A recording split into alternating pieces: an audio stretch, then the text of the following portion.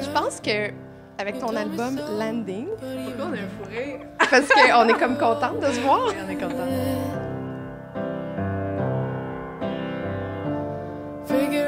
T'es au top des ventes du Québec, toutes catégories confondues. Et je pense que t'es une des plus belles choses que le Québec peut recevoir à ce temps-ci de l'année. Mon Dieu, je sortirai pas d'ici.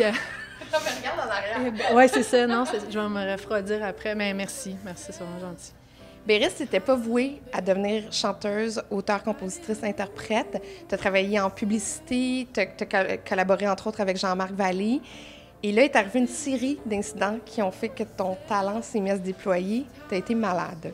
Tu as eu 2 cancers du sein. Comment une maladie peut te donner le choc électrique et aussi l'essence pour aller créer quelque chose? Comment ça se transpose?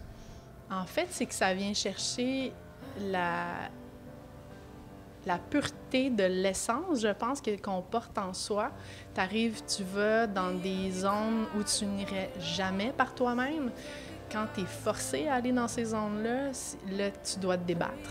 Puis tu découvres toutes sortes de choses, d'outils, de facultés. Puis j'utilise ces facultés-là que j'applique au quotidien. Est-ce que tu as le complexe de l'impostrice? Oui. Ben oui. Ben oui, c'est sûr. Pourquoi? Ben parce que je suis musicienne autodidacte. Donc oui, à plusieurs niveaux, je me sens impostrice. Impostrice? C'est tellement pas un beau mot. Imposteur. Puis, tu sais, moi, ce qui m'inquiète, c'est que les gens me prennent en pitié. Tu sais, ah, elle a eu tough, elle a fait des tunes, tu sais, fait qu'on va l'encourager. Moi, ça, c'était ma peur un peu. Puis je me disais, j'ai vraiment envie que les gens jugent la musique pour la musique.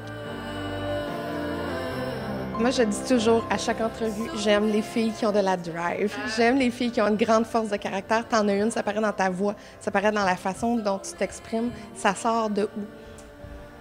J'ai-tu du caractère? Faudrait le demander aux gens autour de moi. Moi, je pense que oui, j'ai un sale caractère par moment. Mais je suis vraiment sympathique aussi. J'essaie d'équilibrer mes affaires. Mais oui, c'est sûr, j'ai quand même...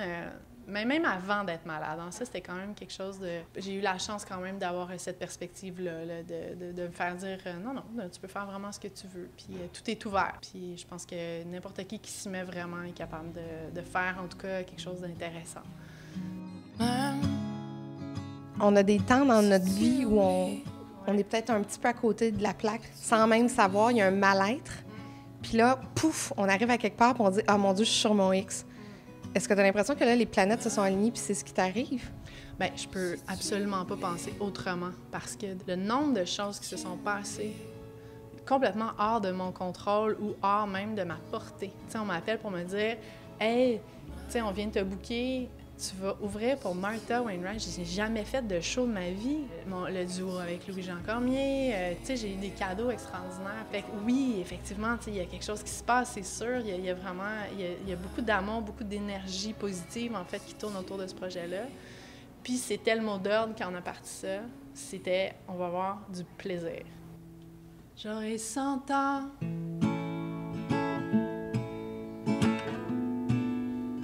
Toi, un peu moins.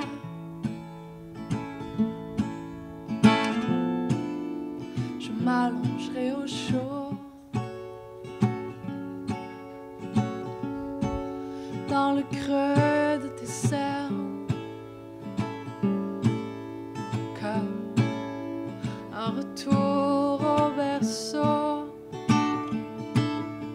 Comme pour mon dernier repos. J'ai jamais chanté aussi proche de quelqu'un. Mais c'est le plus beau cadeau que tu peux me faire.